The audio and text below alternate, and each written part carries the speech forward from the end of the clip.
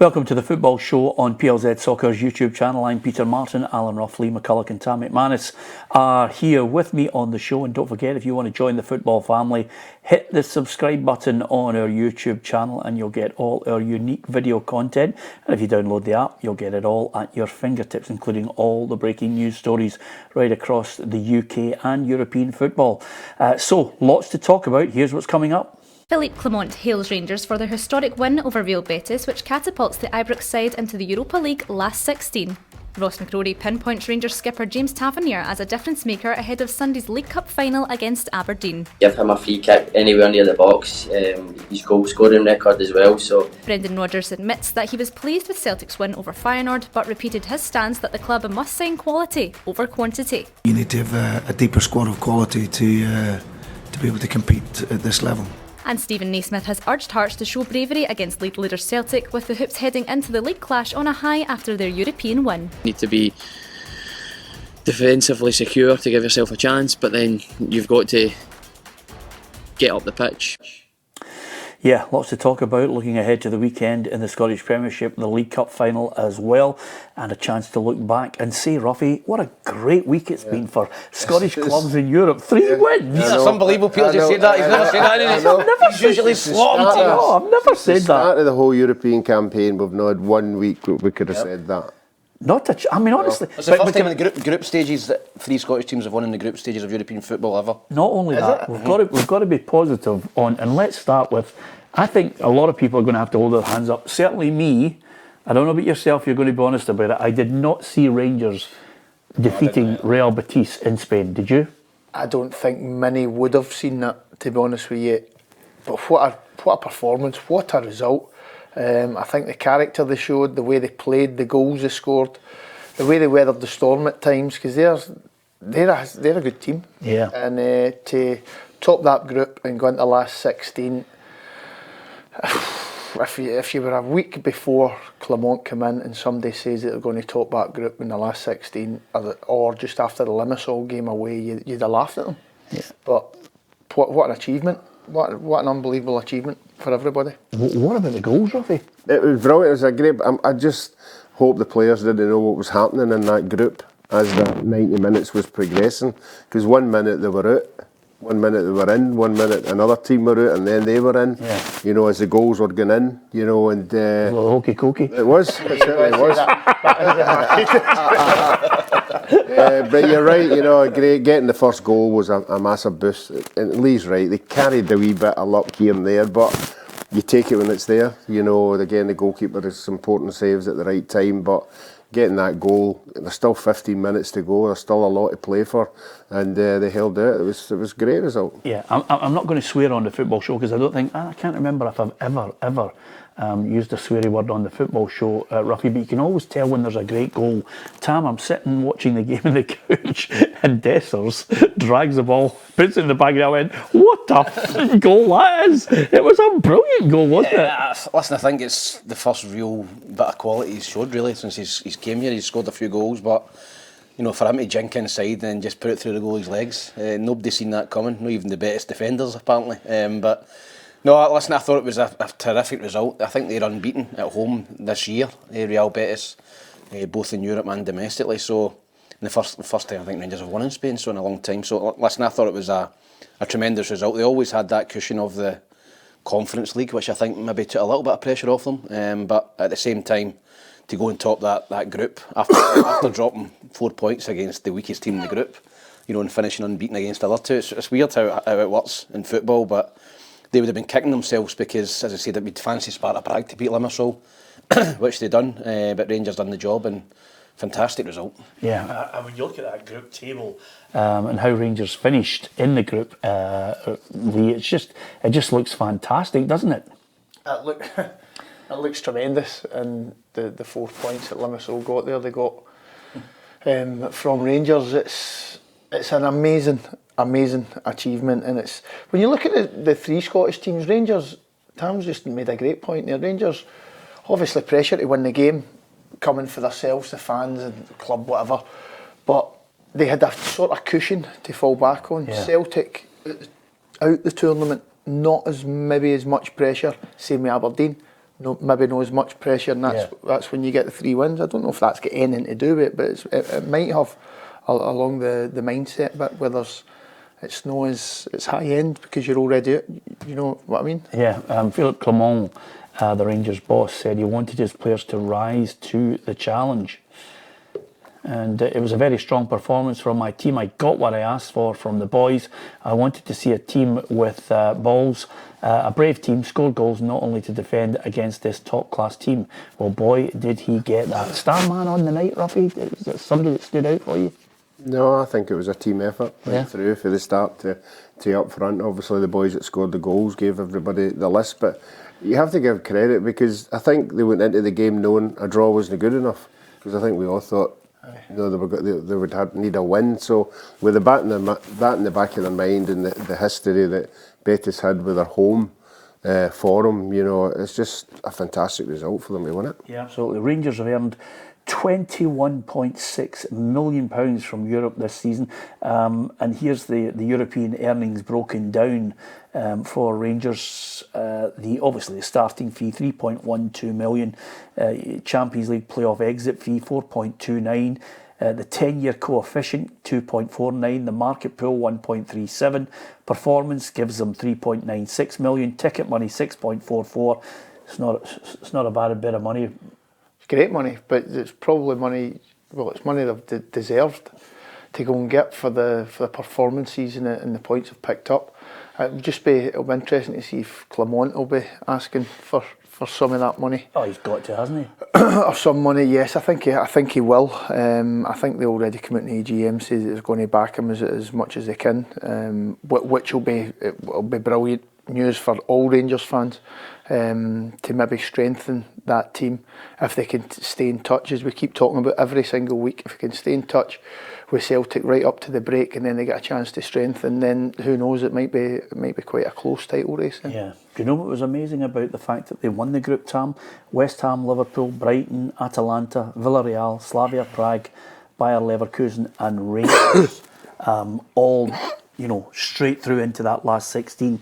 8 teams have finished runners-up and 8 teams have finished third in the Champions League groups will be in that playoff. So you've got Lens, Galatasaray, Braga, Benfica, Feyenoord, Milan, Young Boys, Shakhtar, Freiburg, Marseille, Sparta Prague, Sporting Lisbon, Toulouse, Rennes, Roma and Karabag.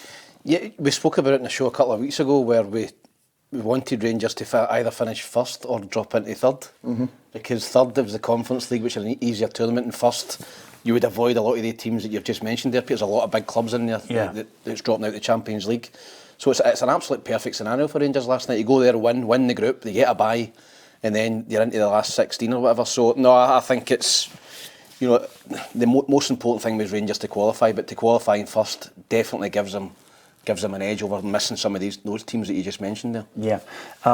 As far as Celtic are concerned in Europe, Ruffy, as Lee said, okay, for Celtic and Aberdeen, their European campaign was over, but there was a certain sense of Celtic Park. Can they finish with a flourish? Can they finish with a win? And the first win in, 10 years at Celtic Park in European competition? That's a long wait, but in the end, they did it. Yeah, I think that was the driving force. You know, in football, nobody likes to hit you with bad records. No, you haven't done this for that many years. You haven't scored a goal again, or you haven't. And you go out there and you try and just put that to the side, you know, and banish it, so you stop talking about it. And I think that was the objective, you know, to get that win. You could see what it meant to the supporters. You could see what it meant to the players, particularly the big boy who scored the goal, you know, after him getting sent off in the first game. So, you know, it was just a massive night, you know. But again, it's a disappointment. You can't kid yourself on. It's a disappointment of not qualifying. Yeah. For the benefit of anyone who's unsure about it, when Ruffy says it's the big boy, and he's delighted. I was going to say Lagerfeld there, but anyway, take the chance. It's Lager Bielka, and I think everybody needs to just. I can read him that book, by the way. But to be fair to the boy, he's come in for a bit of criticism, and he's had to sit in the sidelines, and I think the manager's very complimentary about his attitude, because sometimes if you are not getting your chance or you've fallen out of favour, you know, you can maybe lose the heart to want to really put your heart and soul into it, but he's been working away in the background waiting for his moment. Yeah, I think it's important. I was a player that spat the dummy if I wasn't playing, which is probably why I had about 29 clubs. But for him, you know, to get in there and train hard every day and be ready. I think Brendan Rodgers is big on that. He mentions that quite a lot, Peter, in press conferences. Yeah. He mentions people being ready to come in, having a good attitude in training and not spitting the dummy out. So he's obviously trained away, he's trained hard. He'd have been bitterly disappointed, I feel, not to have played against Kilmarnock last week. I think when he brought Phillips in, I thought Lager Bielka's played in Sweden. There's a lot of AstroTurf pitches over there. I thought they brought him in. He didn't. He brought him in for this game and he scored the winning goal. So that'll give him a lift. He's not a great start. I think obviously getting sent off, as Ruffy said, against Feyenoord. Not a great performance in the game at Ibrox, the Old Firm. I think he's got off to a slow start, but that's got to give him a lot of confidence scoring the win on the last minute. And to be honest, he couldn't really miss. It was wonderful play from O'Reilly. Yeah, absolutely. I did mention there, Robbie, Celtic's last home win in the competition was against Ajax October 2013, which is a long time. The record's not great. Brendan Rodgers' third win in 24 Champions League games as manager, and it's no surprise after it that the Celtic manager is looking towards supplementing the squad with quality rather than just quantity. And there's a number of things we have to do to bridge the gap. We have to play a way that makes it really difficult for teams, surprise teams with the quality of our football. But there's no doubt that you can't get away. You need to have a deeper squad of quality to be able to compete at this level. And I said to the players before the game, listen, whether you win, lose or draw this game, that this is a competition and a level which can dent your confidence. But when you finish it, you're going to be better players for it. Yeah, I mean, listen, in a positive sense, Tam, you know, apart from the Atletico Madrid game, you know, they don't want to get two players sent off against Feyenoord, but the positives, some of the football that Celtic played, I think was a great learning curve for some of them. Let's be realistic about it. Brendan's going to change that squad dramatically. He's going to want those 3 or 4 players. He's going to say thank you very much for what you've done, but I'm going to offload some of you. You're not good enough. Yeah, listen, I don't know if you are the same. I think when I seen that Celtic team, the lineup, I thought that's probably one of the weakest teams I've seen Celtic field in the Champions League. Obviously, they want to win the game, but I think when you look at the squad, you looked at the bench, you thought Feyenoord. I'm not saying they down tools. They came and they tried, but they had third place secured. I thought they looked dangerous. I thought Celtic did ride a luck at times, but you've got to do that against quality teams, and you can't take it away. Celtic, listen, they turned up, they won on the night. You can go through it. You know, Lazio game at home. You know, if you can get a point at that, the Palma goal goes in, that was chopped off to put them 2-1 up. You know, was a big moment I think as well. The last minute equaliser, losing 2 late goals against Lazio. You know, I don't think Celtic were that far away, but he's right. You need a deeper squad, because when Celtic inevitably get injuries, which they have this season, the guys coming in have got to be of equal quality, and I don't think they are at the minute, Peter. Yeah, Celtic have earned over 36 million. The breakdown there from their European earnings, starting with 13.43 million. The 10-year coefficient got them just under 10. The market pool of 4.72 performances gets you 3.2 million, and that win against Feyenoord certainly helped in that. Ticket money 5.58 million.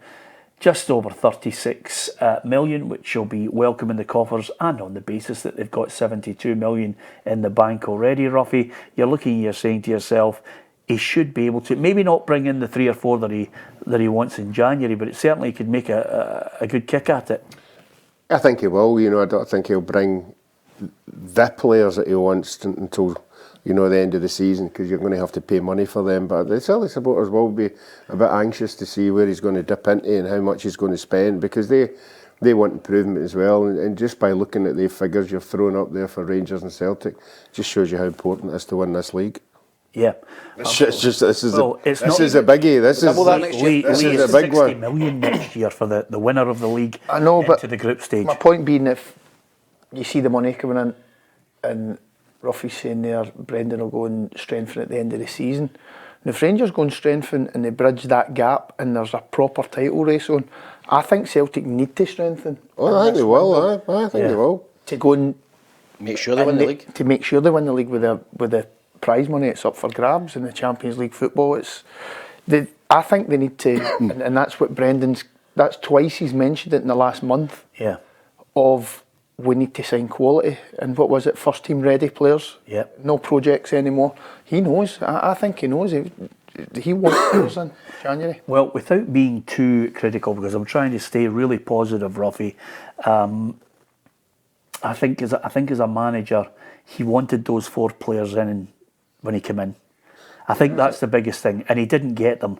And we could dedicate a whole programme as to why he didn't get them. But the sad facts are, when you look over the last 10 years, and this is the sad indictment of the policy, when you look at the last 10 years of Rangers and Celtic in European competition, Tam, Rangers Celtic since 2013, 6 Champions League games for Rangers, 30 for Celtic, no wins for Rangers, 3 for Celtic out of 30. In the Europa League, 37 for Rangers, 44 for Celtic. Rangers have won 16 of them, Celtic have only won 14. In the knockout games, 17 games played by Rangers, 8 of them have been won. In the knockout games, Celtic, 8 games, only 1 win. And that, over a 10-year period, is why a lot of Celtic fans are scunnered. Yeah, I think that graphic is pretty damning. I think that shows you that Celtic and Rangers are out their depth in the Champions League. I think the Europa League is the level that they should be competing at. And I think that's fair play to Rangers, by the way, for winning 8 knockout games. They've got a far better record than Celtic. Far better record than Celtic. But they are competing at a level they're comfortable at. And I know people say there's a lot of Champions League teams in the Europa League. Well, there isn't, because if they would be in the Champions League. But I think Rangers, you've got to give Rangers a lot of credit from where they came from. Under Pedro Caixinha, losing to that team from Luxembourg, and the world looked as if it had ended, and Rangers weren't going to do anything. To go from there, Steven Gerrard started it, and then to Giovanni Van Bronckhorst wrote it, and Clement's taking it on now. I think Rangers' record in the Europa League is tremendous, and the coefficient points, most of those points have been won by Rangers in the last 5-10 years. I'll tell you one thing, you got Rangers fans saying, wait a minute, last 16 might get a cushy draw. By Monday you're looking at that draw and you're saying to yourself, you get some Rangers fans that think they're going to go to the final again. Yeah. But Dublin. That's the expectation. In Dublin. So, I know. Can you imagine? So they're reaching for the stars as they always do. So would you want to go as part of the PLZ team? No. No, thank you. That's the first time he's pulled out of it. Brilliant. It just shows you the standards that they've got, the expectation they've got, like getting into the last 16, it's right, that's it, we're going to go to the final again. But it'll be interesting to see who they get. I'm not saying that they won't make the final, it'll be really difficult, especially when they've got Cup Sunday. They need to put up a league fight this season, so they've obviously got a lot of games, and important games coming up. Yeah, absolutely. Just to mention that Manchester United dropped out of the Champions League. They finished 4th in Group A, 1 win from 6 matches. And remember, this is how all the more remarkable about it, especially from a Rangers perspective. And Newcastle also, they finished bottom of Group F with 1 win from 6 matches. These two teams spent an absolute fortune.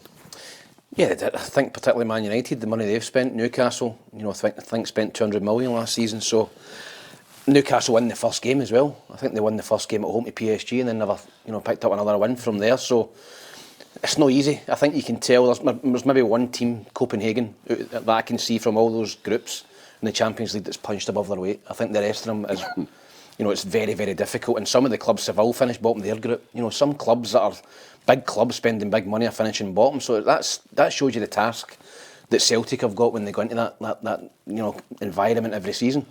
And the thing about next season, as we all talked about, it's now been confirmed. Here's the Champions League format that everybody's looking forward to.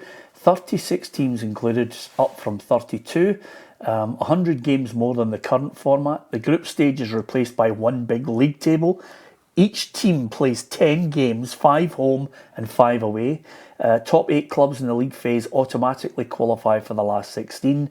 Teams finishing 9th to 24th will compete in a 2-leg playoff for the last 16. So it's got that kind of a cutthroat edge to it. And of course, the money there, just as we were talking about, is 60 million automatically in the coffers. That's crazy. That's crazy money for either of the old firm. It's a hell of a lot of money, and that's why in winning the league this season is going to be so important. Hence why I think January is going to be big for the two clubs. But that's a great format. You're getting an extra game, aren't we? Extra 2 games, sorry. Yeah. Extra game home, extra game and away. That's brilliant. I think that'll be more entertaining, that format, than the previous one. Yeah, absolutely. And they're doing everything they can to try and pacify the big clubs and make sure that there's no Super League. I think they've come up with that format to sort of kibosh that breakaway. Of course they have. The big breakaway. That snookered that. Yeah. That snookered that Super League. Not snookered it because they're still, but that's why they've done it that way. Yeah, okay. Thanks for that, Ruffy. That's a great point, though. That's a good point. Ruffy. Well done, Ruffy. Absolutely. No, still can't do a Rubik Cube, but he's just explained the whole format to us. And of course, the big boy at the back that plays for Celtic. Ruffy, what did you make of Aberdeen? Because if we're being complimentary towards Celtic and Rangers, you've got to give big licks to the Dons. Yeah, you have to. You know, we keep looking at Aberdeen and going, is this going to be the season that they're going to be up, try and get that third position? And the consistency has been right out the window, you know, even in Europe as well. They were winning games and losing them. But the fans, though, what it's done is for the weekend's game, the cup final, has got so many thousand Aberdeen supporters go down there actually believing that they're going to beat Rangers on that one result because they beat that team. Well, it wasn't even Majowski. He wasn't even playing. I mean, it was just, at times, Eintracht Frankfurt. This is Eintracht Frankfurt who thumped Bayern Munich 5-1, and they looked as if they were dominating possession. But just those moments in the game where Aberdeen, just had the perfect goal to start them off, and then the second goal was an absolute peach. I know, and they made a few changes as well, and the way they've played, it's a tremendous result. And Batodri was bouncing. I think the way they've played, the players that they've rested, let's say, for Sunday. I'm with Ruffy. The fans will be travelling down there. We've got a proper chance here to go and lift a cup for the first time in a while. Yeah, it was impressive.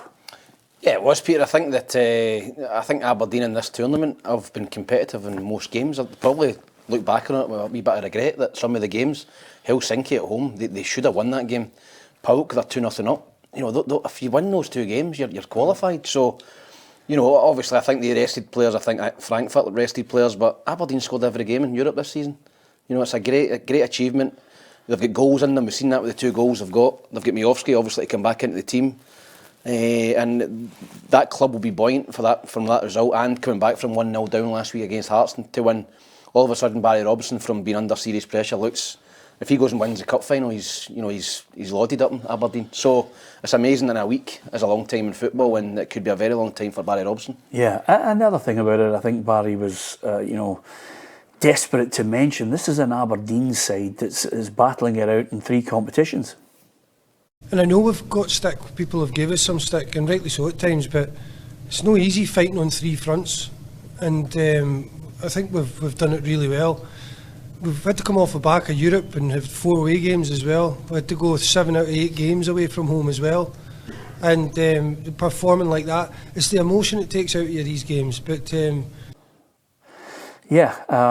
full marks to him when he's criticised, and pundits and people in the written press, right across the broadcast, fans as well especially, which is painful for him. If he's getting it tough, he deserves all the praise when it's going well, and I think we're on record here for giving him the due praise. There's the group. It could have been so much more, to be perfectly honest with you, and I think even he knows that, Ruffy. I just thought Aberdeen that was a group where, when you look at the way they performed, especially in some of the ones, HJK is the painful one. Yeah, that's the one that would have given you the points in the bag when you come against the other 2 big sides, and giving you a wee bit of a comfort zone. But Tam's right, there are occasions in nearly all the games where they could have took more points out of that. But the 6 points looks a wee bit healthy in what it did earlier on, but still not good enough. Yeah, here's the breakdown of the financial reward for Aberdeen. Even though they didn't make it into the knockout stage, still banked the 2.52 million starting off. The coefficient for 10 years gives them 0.34 million. The pool of 0.34 as well as the performance of 0.86. Every point means money. Ticket money of 1.2 million as well, just over £5 million.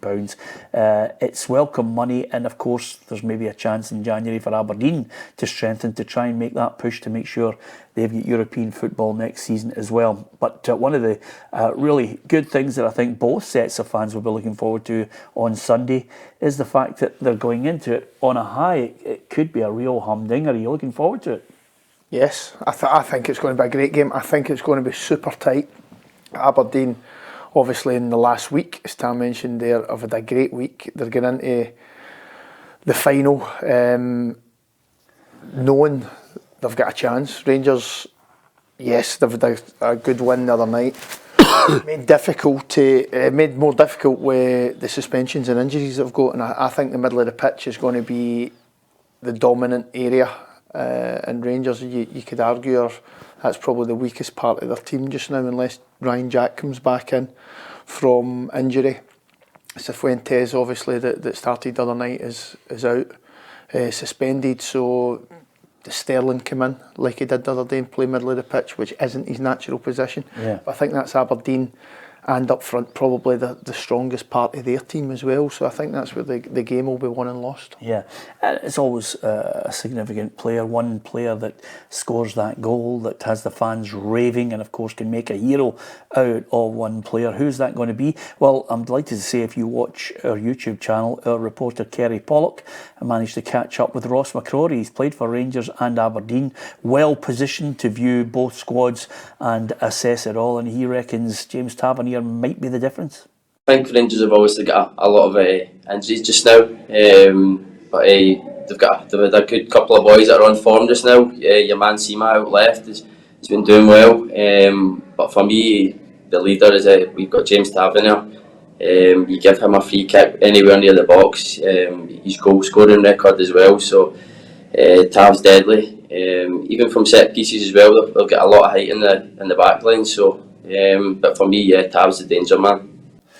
Yeah, James Tavernier always likes to pop up with something special. If you want to see that full interview with Kerry Pollock on PLZ Soccer's YouTube channel, you can go there and hear what Ross has to say. And I think the good thing about listening to Ross, Kerry had a wee chat with him about Scotland as well. I think he's still got aspirations of forcing his way into that squad now. Yeah, he has. I don't think it'll be in the middle of the park. You know, he can play at the back, he can play right back. I think he's pretty versatile. So it might be in one of those areas that he maybe breaks in. He's been down to Bristol City, he's playing at a good level in the Championship. So listen, I totally agree with Lee. I think it's going to be a tight game. Let's not forget, Rangers have not beat Aberdeen this season. You know, 2 games in the league, and Aberdeen have picked up 4 points. So they go into that game, you know, a wee bit of confidence behind them this week as well. So I think if Aberdeen can get the first goal, how do Rangers react to that? I think if Rangers get the opening goal and Aberdeen need to open up a little bit, I think that Rangers could go in and win the game comfortably, but I'm looking forward to it. I think it'll be a cracking game. Yeah, and you did mention there it could be one of those unbelievable weeks for Barry Robson. I think the manager himself wants to emphasise that if the Dons were to win the Cup on Sunday, it's for everyone.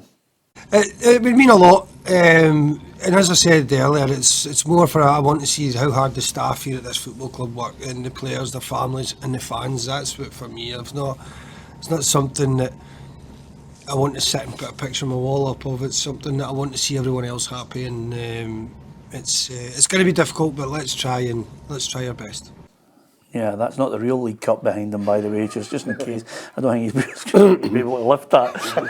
But certainly he's looking forward to it, and we've got to give our prediction, Ruffy. Who's going to win it? Will it be Philippe Clement celebrating his first piece of silverware, or will it be Barry Robson celebrating his first piece of silverware as manager? I think like Lee, I think it's going to be very, very tight. You know, I think both sets of teams have got players who could win a cup final. They've got that in them, but I just think Rangers have just got too much and I think eventually they will just sneak it. I think something like 2-1, something like that, and 90 minutes. It's your favourite score, isn't it? 90 minutes. And Lee, probably as we head towards the end of the year and Christmas and everything, you're now becoming accustomed to, Ruffy, just nice little clap. Everybody's been great. They're all lovely.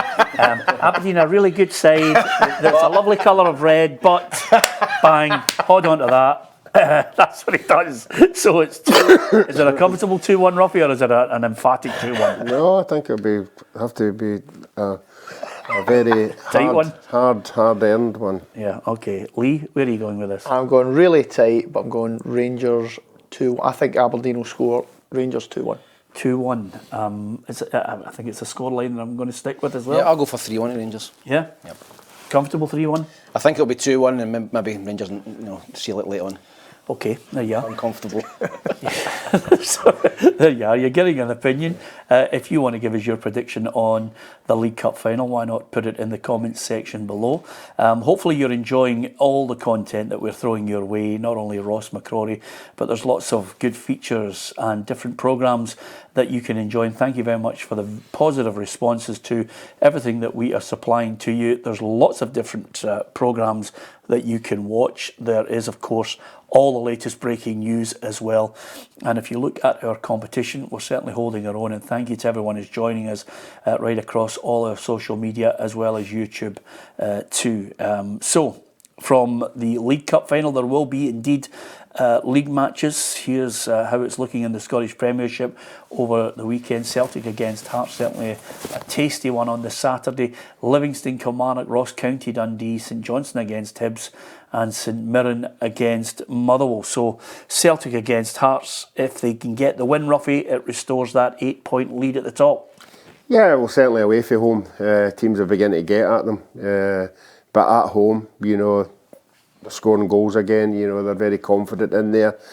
I don't think Hearts have hit the heights that we all thought they were going to do at the beginning of the season. So I think it'll be a hard 90 minutes for them, particularly if Celtic score early on. But I only can see a Celtic win in this one. How significant will it be that Carter Vickers and Maeda could be back? Yeah, I think they're massive players, Peter, for Celtic. I think along with Hatate, that is 3 certain starters in your team, in the core of your team. So those guys coming back will give everyone, the fans, the manager, the whole team, the squad a lift. And if they come back into the team, it only makes Celtic stronger. And Celtic getting that result during the week should give them confidence as well, because they took a lot of stick, rightfully so, for the Kilmarnock performance and result. So they'll be looking to try and get back on track, because Rangers are now breathing down their neck. There's not a lot of room for error for Celtic now. That's been taken away from that game last Sunday. So no, I think that those guys will give the whole place a lift. Yeah, and of course Hearts will take a real boost from the fact that Kilmarnock were able to take the scalp of Celtic. Could they do it against them in Glasgow? Of course, it's hard to believe that you can go to an AGM and get stick, but that's what Stevie Naismith was getting from the AGM on Thursday. The shareholders were asking questions of Anne Budge, Joe Savage and Andrew McKinlay. Hearts announced a record turnover of £20.8 million. Here's the key points from that AGM. Anne Budge insisted Stevie Naismith wasn't the cheap or the easy option when it came to appointing a manager. After, of course, Robbie Neilson was sacked, Andrew McKinlay confirmed the club has no need to sell players, and it's going to take something exceptional for Hearts to part with captain Lawrence Shankland. Exceptional now means, obviously, that Rangers have got a bit of money in there. How are they going to really stump up the cash? Andrew McKinlay confirmed Hearts have had no contact from any club or agent to suggest that there is a bid for Lawrence Shankland. Jackie Dunklin confirmed that Hearts have budgeted for a slight drop in revenue from £20.8 million in 2022-2023 to £19.3 million in 23-24. But as a club, I think they're well run. I like their board. I'm looking and wondering if Stephen can just, going into the new year, add a couple of bits of the jigsaw that will allow him to play the attacking football that these Hearts fans are craving. Yeah, they've got standards. They want the team to win every week. They want the team to play well every week. It's interesting going back to it's the Lorne Shankland debate which is going to be there. Hearts have got money, they've got money in the bank, so they can ask for whatever they want to ask for Lorne Shankland. But your quote of maybe offer $1 million went down like a lead balloon, by the way. Then you cut it right after that. Threw me to the wolves. I think I would be more welcome at Tynecastle than you. Like, my point being... Go on, make it, we'll still cut it. I know. There's actually no point making a point. They're never going to get Lorne Shankland for £1 million. Never, ever. No. And that's my point. But I think in negotiations, you start low and then you slowly go up. But Hearts could ask for $5 million, $10 million if they wanted. There's no massive need for Hearts to sell financially. So then it just comes down to the player and the club. And obviously the buying club. Yeah. He's a Rangers fan though, but it's not unsettling if suddenly Rangers come in and then, you know, yes. And that's why I think maybe they would go in at that very, very cheap price. Yeah. I think there's a little bit of method to the madness in that, but who knows? Hearts are in a really good position. I think going back to Naismith, yes, he's been under pressure this year. I think he's done really well. It's his first job, obviously. And they're sitting. I know they've done the sixth in the league there, but they're there or thereabouts. It's not been a bad season. The recruitment we're getting stick for the recruitment. Joe Savage for me has done well recruitment wise with some of the players that are brought in. They've had to bring in Vargas with a bit of pace. Ideally, I'd like to see them a little bit more pace up top. Obviously, if you get Vargas in the right, I think they need a little bit more pace on the left. Look at Hibs. Yeah. Hibs' counter-attacking pace is phenomenal. That's where I think Hearts might look to strengthen. Yeah, we sent Alison McConnell out there to hear what Stephen Naismith had to say today. Hearts manager Stephen Naismith is looking for a reaction from his players following their frustrating defeat to Aberdeen at Pittodrie last weekend. He takes them to Celtic Park, but he'll be without Alex Lowry, who has a minor back injury. More serious though is the injury to Cammy Devlin. He's got an ankle issue that looks as though it could rule him out of the Asian Cup in January. Much has been made this term of the defensive frailties of this Celtic side under Brendan Rodgers. However, regardless of just who is in the dugout, Naismith is wary of underestimating the Parkhead side. I think they're different because the manager styles are different, and there's probably been a bit more of a turnover in players, which again takes time. I think that could be down to some of the results as well, but you can't get away from the fact that they are a good squad, and they're a dangerous squad that can hurt you.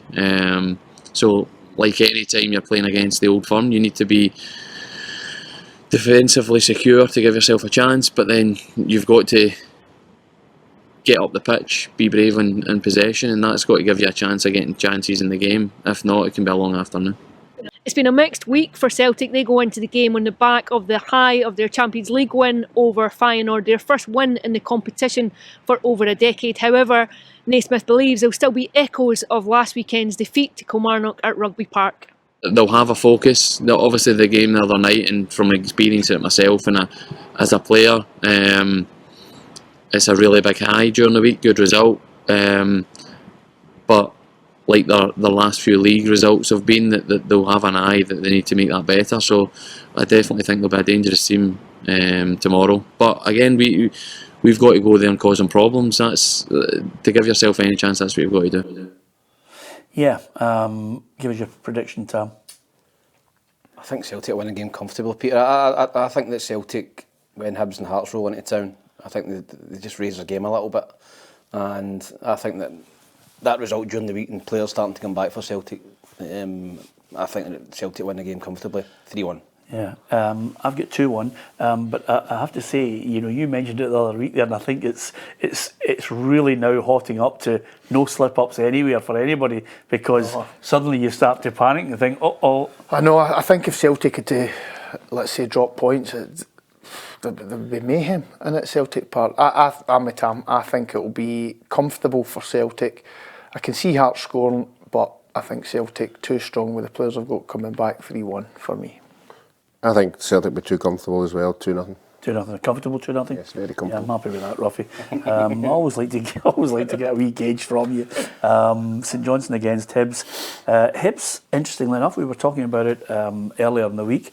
Held a meeting with the SFA yesterday about a minority investment from Bournemouth owner Bill Foley. Hibs released a statement saying the next step is a request to approve dual interest dispensation. Here's the basis of that press release. Hibs can confirm the club met with the SFA on Thursday to discuss that minority investment proposal. The positive meeting saw Ian Gordon and Ben Kensel outline the proposal and discuss the benefits for Hibs and Scottish football moving forward. The club looks forward to the next stage of the process, which is submitting a formal request for the approval of dual interest dispensation against Article 13. Now, bearing in mind that there are not many millionaire Saudi Arabian Hibs fans out there, I think this might work in Hibs' favour if they can pull it off.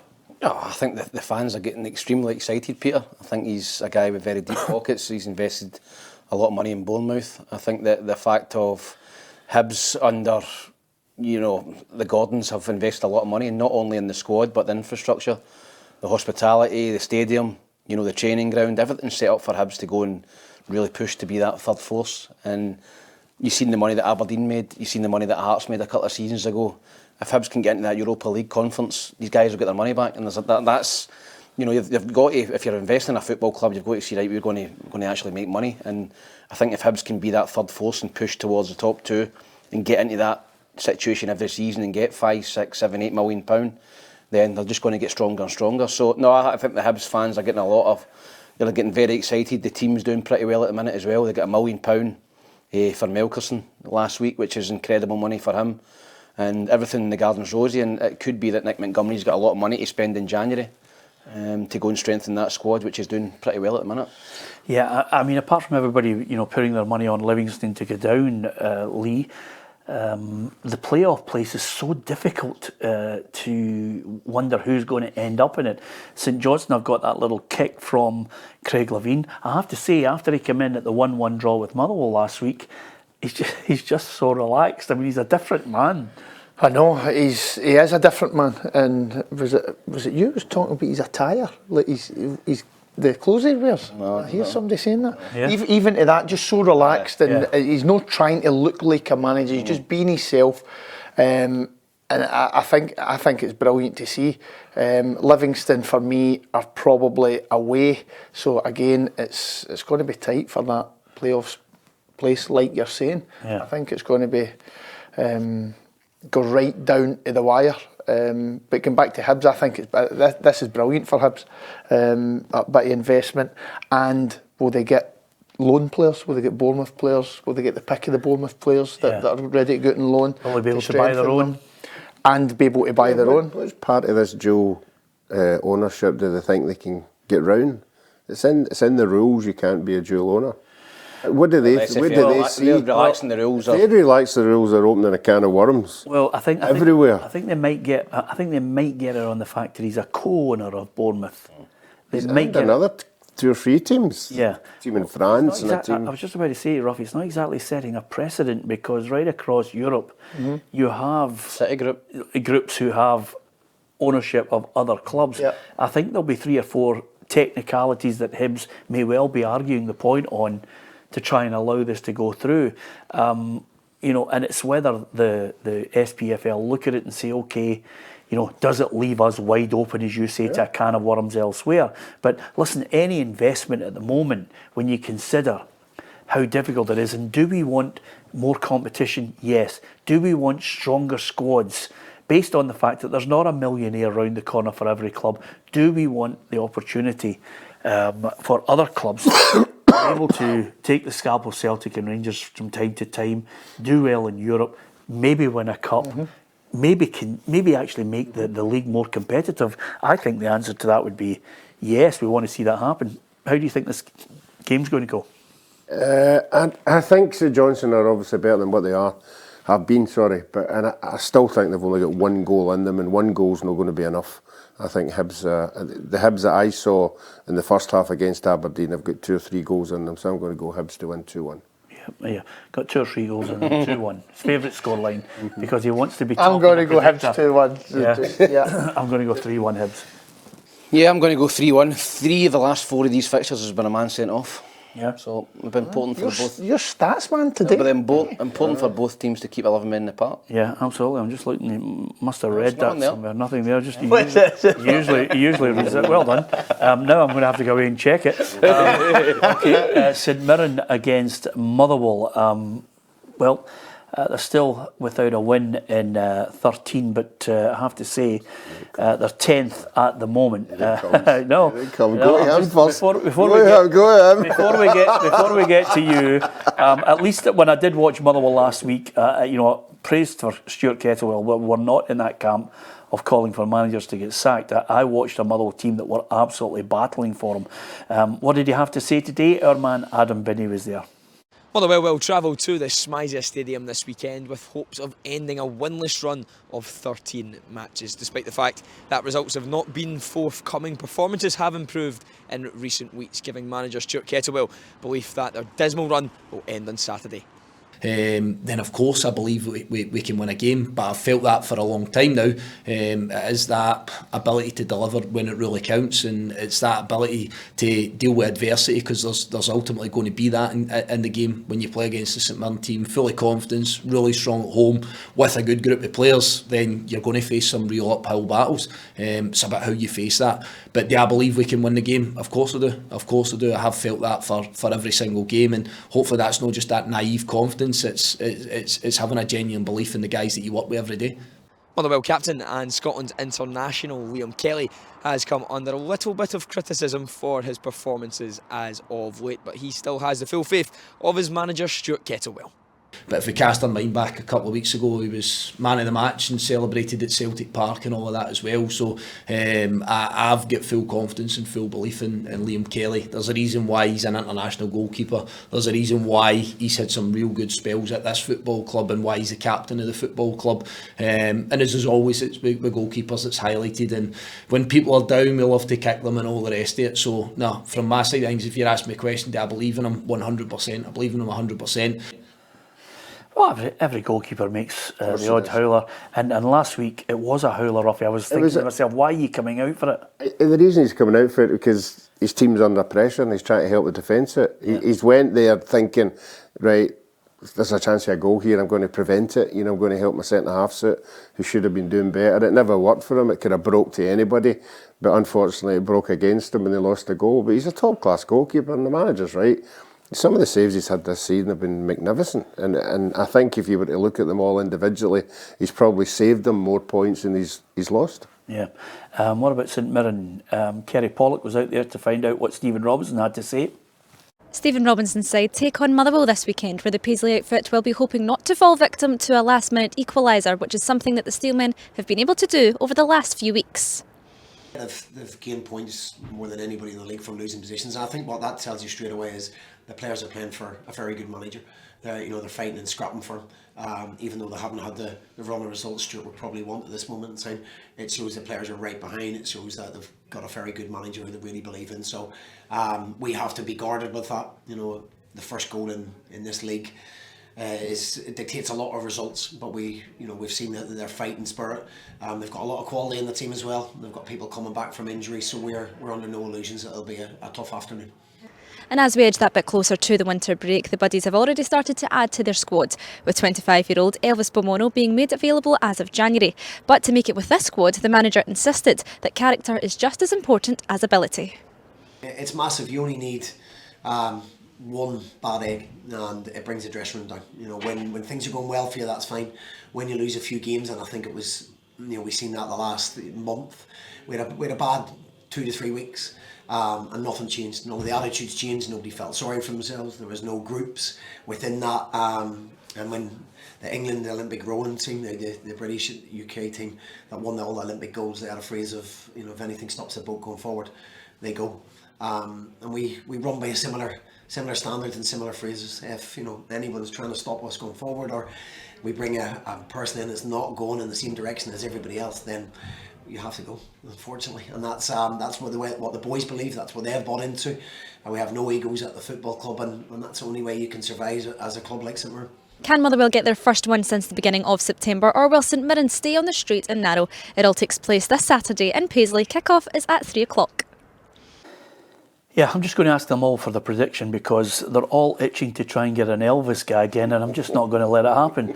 Ruffy, what are you going for, St Mirren, Motherwell? I'm going to go for St Mirren to win this one, and I'll wait to see what Tom says about if that happens, what's going to happen to the manager. Yeah, okay. I'm going 2-0 St Mirren. You? 2-0 St Mirren. I think it'll be really tight again. Motherwell under pressure. I'd like to see them win, being my old club, but I just think St Mirren will edge it 1-0. Okay, well, I just can't help believing what they've said. What about yourself? I think St Mirren will win. No.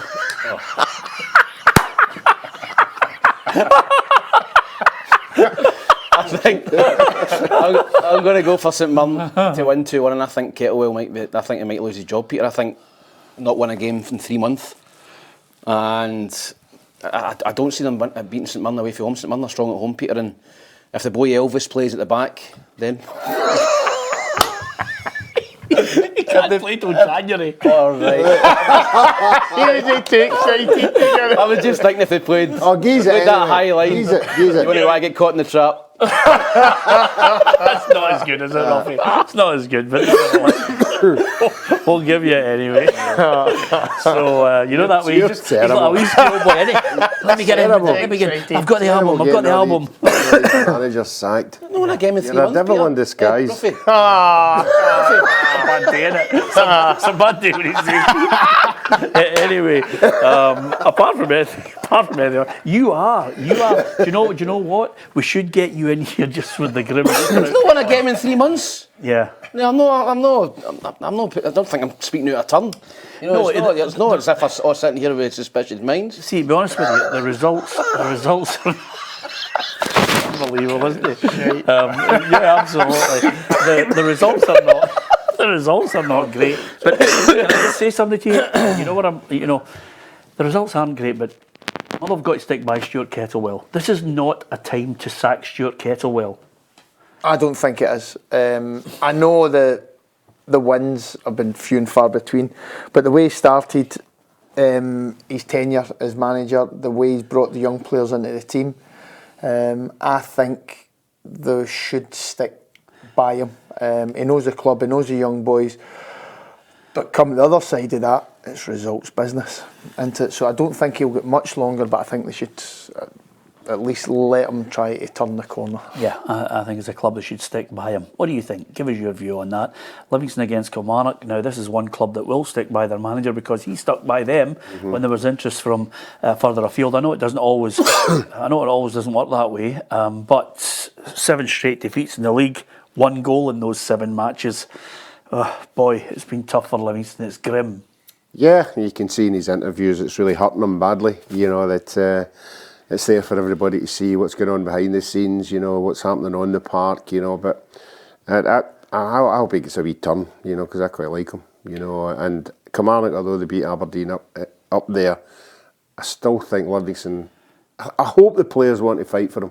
I think it's one of these scenarios where you want the players to fight for the manager to keep him in a job. I don't think he's under any pressure, but I hope they fight for him enough. I can't see them winning. I'm going to go 1 each. Okay, great week for Kelly.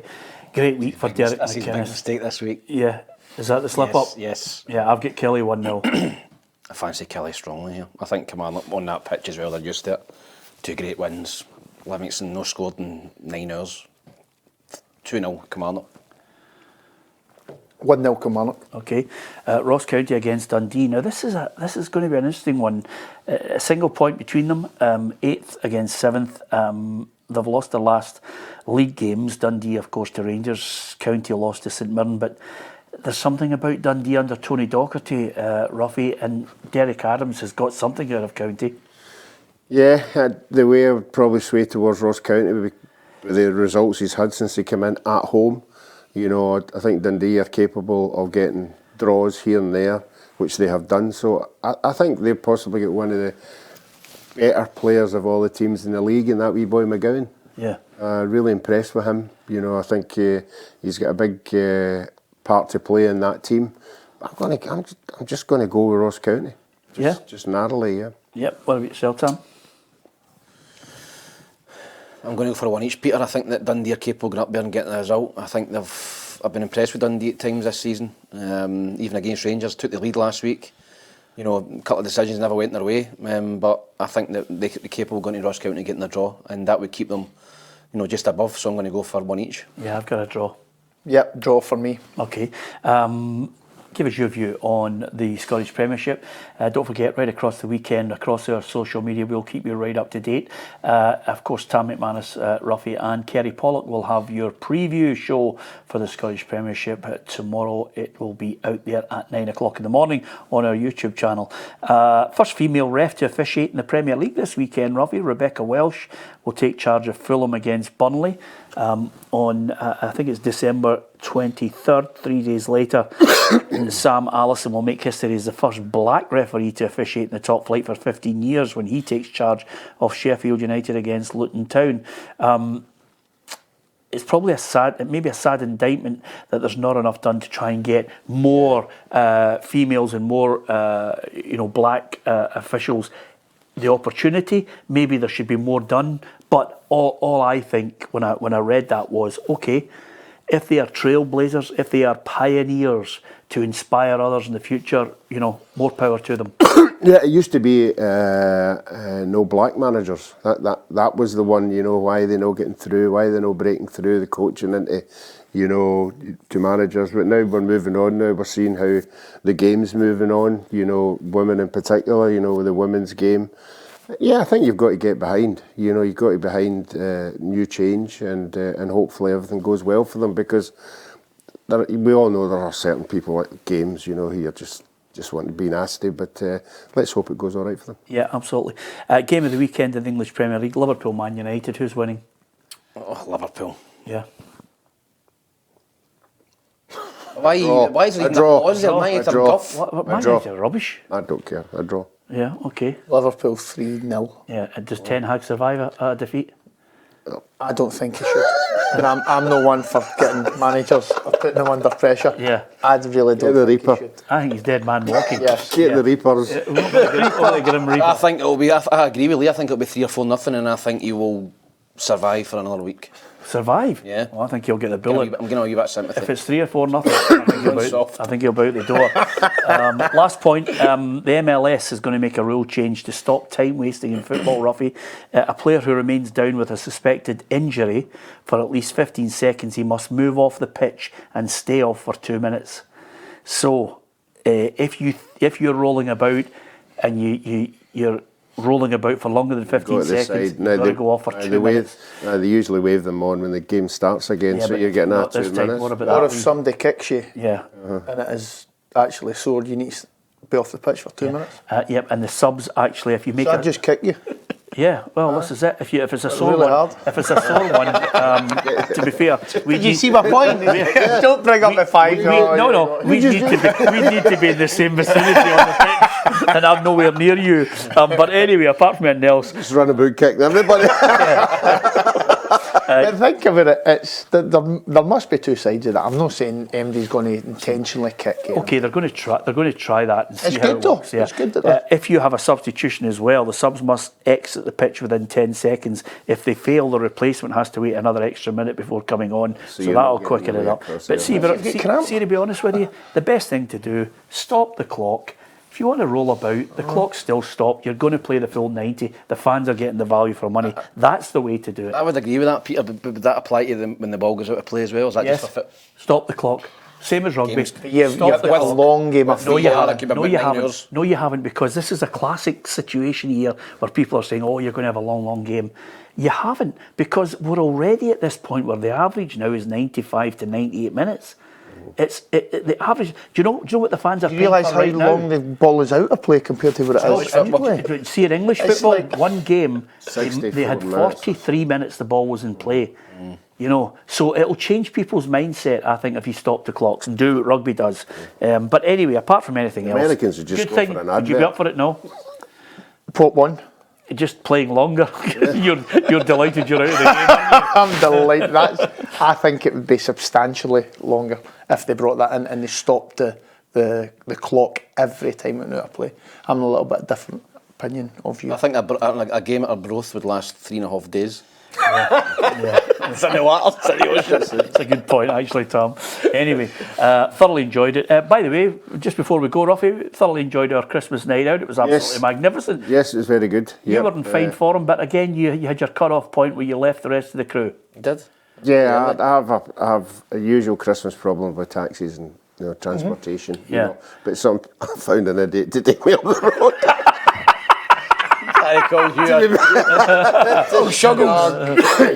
Very generous. I'll tell you one thing. Since we signed him in the summer, he's been a real team player. He was up for. We could have played till 6 a.m. He'd have been in the casino with everybody. He was magnificent. Well, I'm only going by the cakes he brings in. That's good. And of course, great to see Tam here without his shin pads. So that's another story. Anyway, apart from anything else, thanks to Tam, thanks to Ruffy, thanks to Lee. Have a great weekend watching the football, and if you get a chance, hit the subscribe button on our YouTube channel. You can also download the app. You'll get all the breaking news at your fingertips. From everybody on the PLZ soccer team, thanks for listening and watching.